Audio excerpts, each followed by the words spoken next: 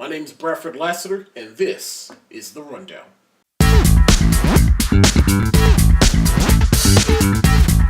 It's October, so you know what that means, right?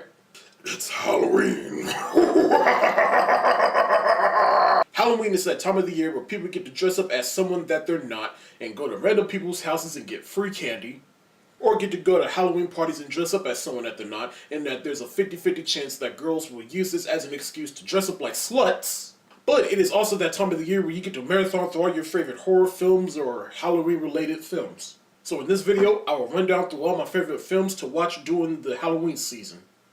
Generally speaking, I'm not huge on the horror films because it just seems like all the horror films nowadays are just cliched and predictable.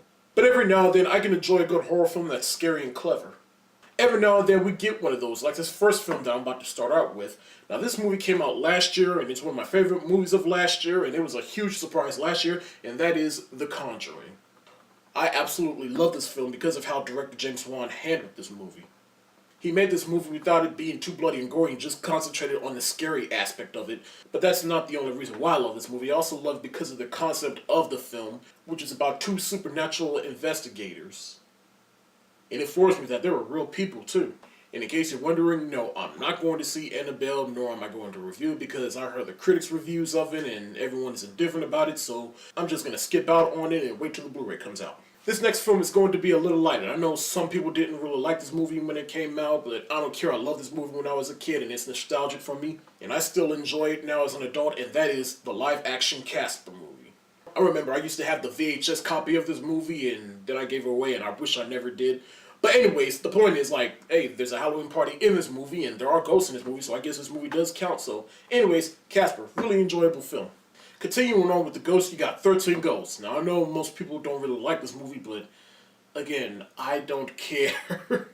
I remember I saw this movie as a kid and I thought it was a cool movie and I love the concept of the movie, but I haven't seen this movie since I was a kid, so now I gotta watch it again as an adult to see how I really feel about this movie, and my thoughts on this movie are still the same since I was a kid. So I'm definitely going to watch that during the month of October. Next up, we got Carrie, both the original and the remake. Now I know some people will say that the original is better, but I actually enjoyed the remake. They're both different. One of them is the original one and the other one is a modern take on the story, so really you can just pick your poison. But earlier this year I watched them both for the first time, so I may watch the original or the remake, or I may watch both, whichever one I'm in the mood for. Going back to the lighthearted stuff, you got Frankenweenie. Tim Burton's stop-motion film that the first time I saw it I was quite impressed with it. So I definitely may check that out this month. Alright, now let's get into some vampires, and these particular movies, they're more so comic book films, but I don't care because he's still a vampire. And that is the Blade trilogy. I love the character of Blade, I love Wesley Snipes' portrayal of Blade. The first Blade movie was really the film that really started the modern age of superhero films, along with the first X-Men and Sam Raimi's first Spider-Man. The second film steps it up in every way. The third film, not everybody liked it. I thought it was okay. Like, if it came on TV, I don't mind watching it. But to me, I'm a completist, so I can't watch the second film and not watch the third film. I like to watch all three of them all the way through, so I recognize the problems that that particular film had, but I still enjoyed it.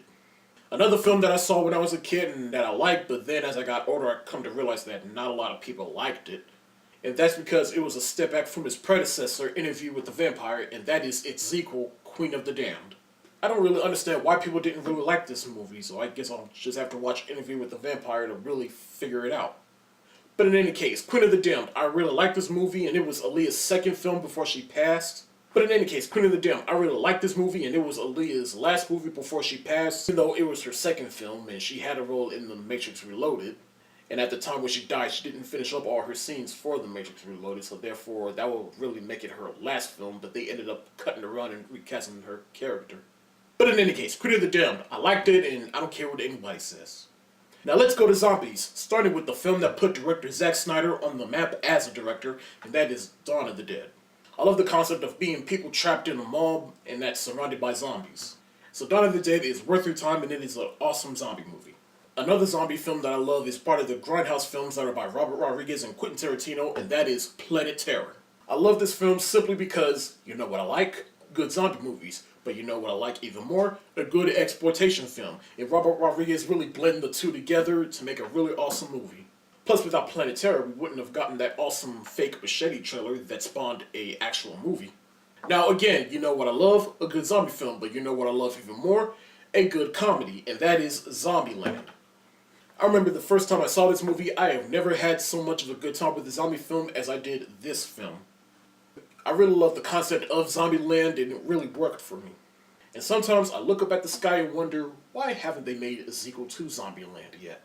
And last with the zombie films is 28 Days Later. This is the film that really revitalized the zombie genre. I remember I seen it as a kid, and then I seen it I think sometime earlier this year. I watched it and I still enjoyed it as much as I enjoyed it then, and it still holds up to today. And I guess you can say it was the first movie that said that zombies can run. And now let's go to some miscellaneous stuff, like The Cabin in the Woods. That's a good film to watch, and not only because it's a great horror film, but because it's not really a horror film, it's really a play on the horror genre, and taking different elements of horror and putting it together and make a really awesome self-aware movie. It was one of the biggest surprises of 2012, so you should check it out. I know I probably will this month. Another James Wan film to watch, or in this case, duo, is Insidious and Insidious Chapter 2. Both these films are really scary and good, and it's one of those films that said that James Wan is a force to be reckoned with as a horror director.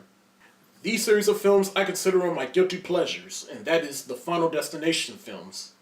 The first one, awesome. The second one, my favorite of the series. The second one, my least favorite of the series.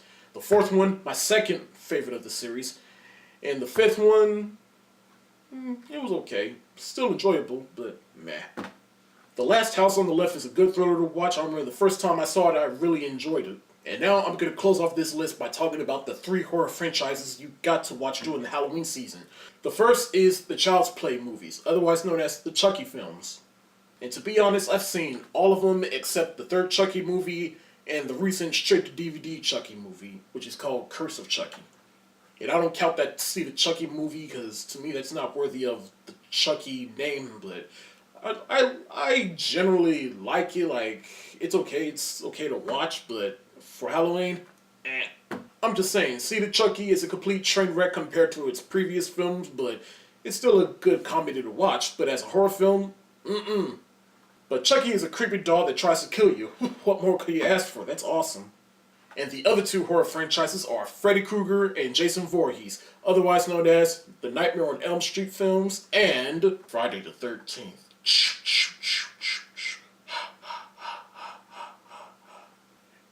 Now, personally, I haven't seen all the Freddy and Jason movies, but honestly, they have decades worth of movies, so really, you can just pick and choose what movies you want to watch from them. Even the recent remakes, which I really didn't hate, but however, I prefer the originals over the remakes. But the icing on the cake to me is Freddy vs. Jason.